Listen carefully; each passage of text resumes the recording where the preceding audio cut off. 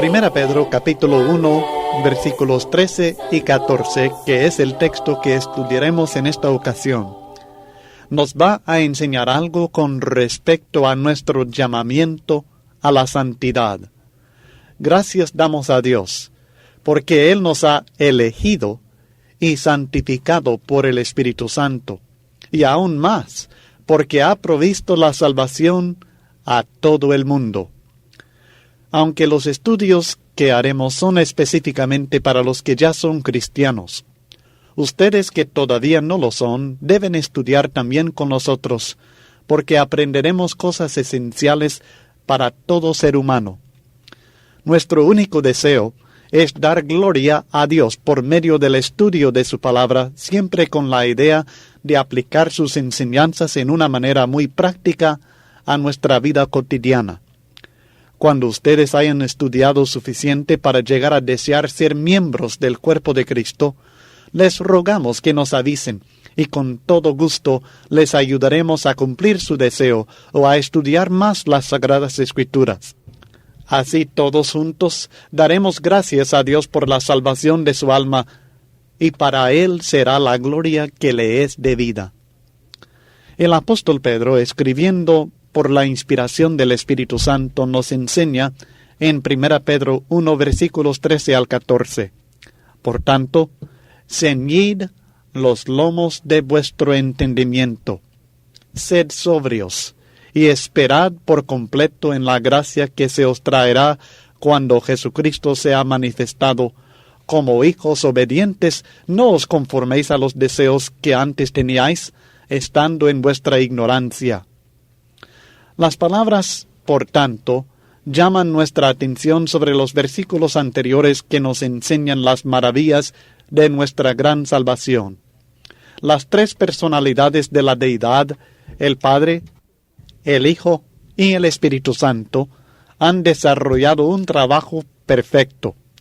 El resultado de este trabajo continúa hasta el día de hoy. ¿Y cuál es el resultado de su trabajo? Sencillamente, maravillosamente, es la gran salvación que Dios ofrece a todo ser humano. Así que las palabras por tanto quieren decir por lo que ellos han hecho para con nosotros, o sea, por la gran salvación que tenemos.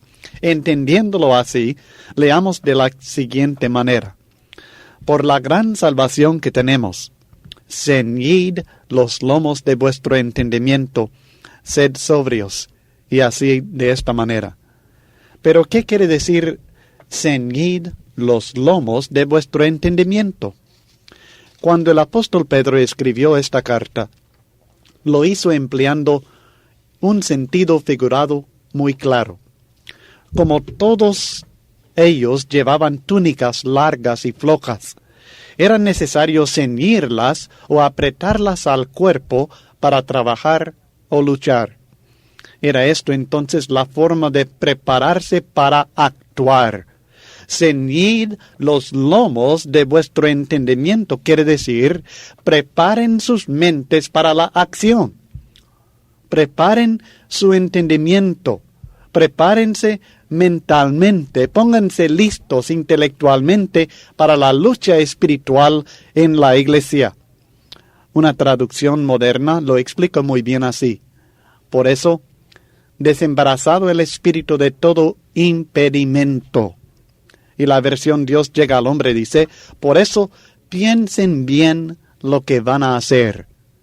La lección es que tenemos que echar fuera de nuestras mentes todo pensamiento malo, todo pensamiento que distraiga nuestra atención, y que debemos enfocar la atención en lo importante, que es luchar contra el diablo, estar con Cristo y luchar a su lado. El versículo 13 del capítulo 1 sigue diciendo, sed sobrios. El texto siempre trata de un estado de la mente. Lo opuesto de la sobriedad es la ebriedad. Es posible andar en estado de ebriedad con o sin tomar licor.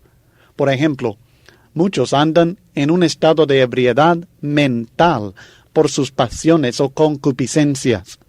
Otros por ocuparse de las cosas del mundo como el amor al dinero o el deseo de ser alguien importante o famoso. Andan realmente borrachos, emborrachados de la mente.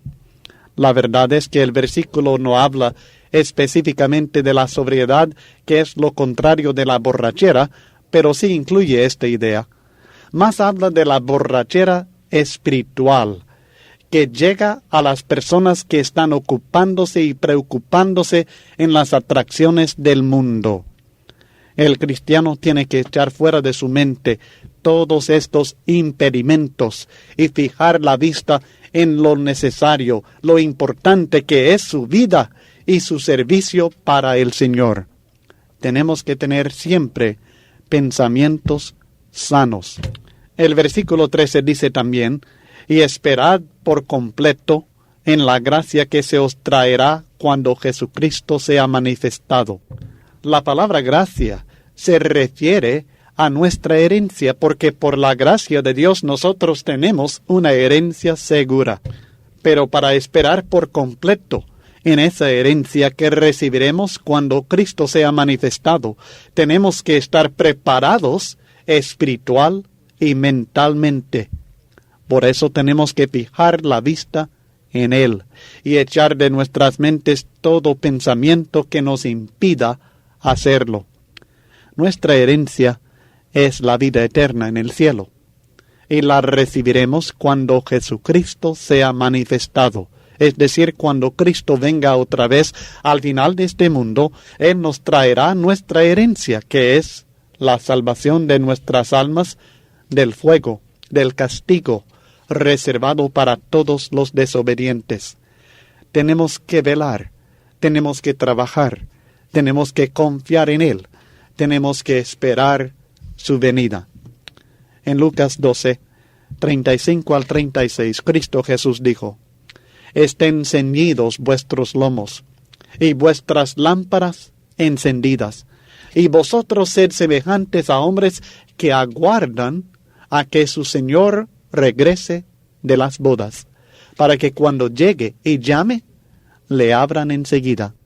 El mensaje es que tenemos que estar preparados y tenemos que estar esperando el regreso de nuestro Señor con nuestra herencia eterna. Volviendo al texto en 1 Pedro 1, leamos el versículo 14. Como hijos obedientes, no os conforméis a los deseos que antes teníais estando en vuestra ignorancia. Según la Biblia, cristianos deben conducirse como hijos obedientes. Lo que quiere Dios es nuestra obediencia, nuestra sumisión a Él. Esta también es la meta del Espíritu Santo. Él inspiró estas palabras de la Biblia para nuestra obediencia. Ahora, ser un hijo obediente no quiere decir ser un hijo perfecto. Hay solamente un hijo que es perfecto, y este es Jesucristo, el Hijo de Dios. Usted puede tener dos hijos, uno que necesita disciplina de vez en cuando, pero que siempre le obedece, y el otro que nunca le obedece, es rebelde. Uno es obediente y el otro no. Aunque aún el obediente de vez en cuando le desobedece, pero lo conocemos y lo tratamos como hijo obediente. Así pasa con nosotros.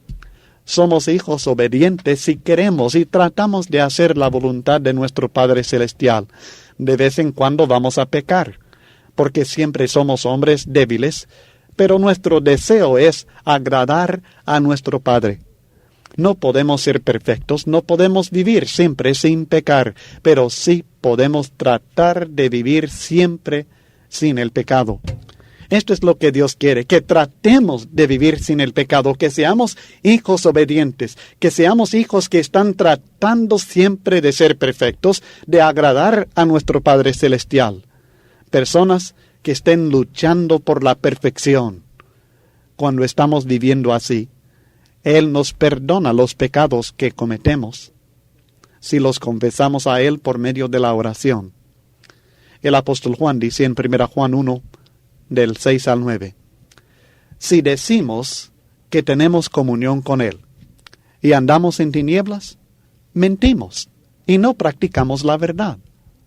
Esta es la condición de rebeldía contra Dios, de decir una cosa pero hacer otra, decir que estamos con el Padre, pero realmente nuestro deseo y el curso de nuestra vida se encuentra en las tinieblas, lo opuesto de Dios.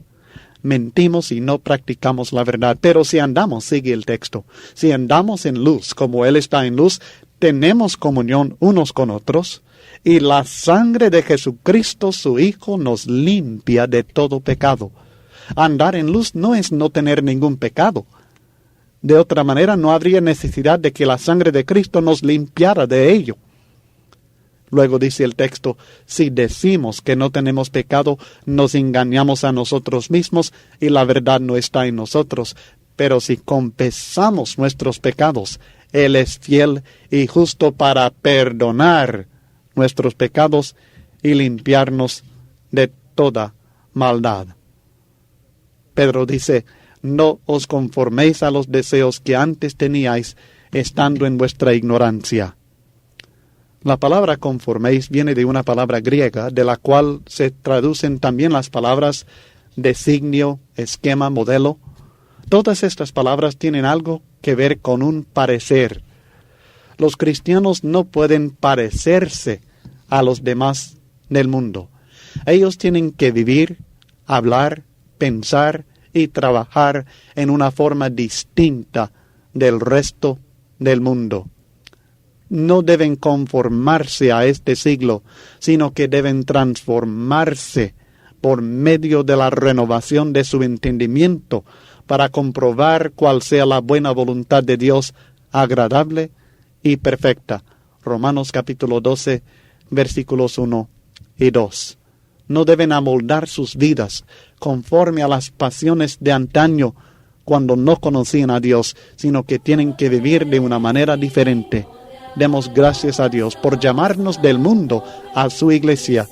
Por este llamamiento le debemos una vida sana, la más sana posible.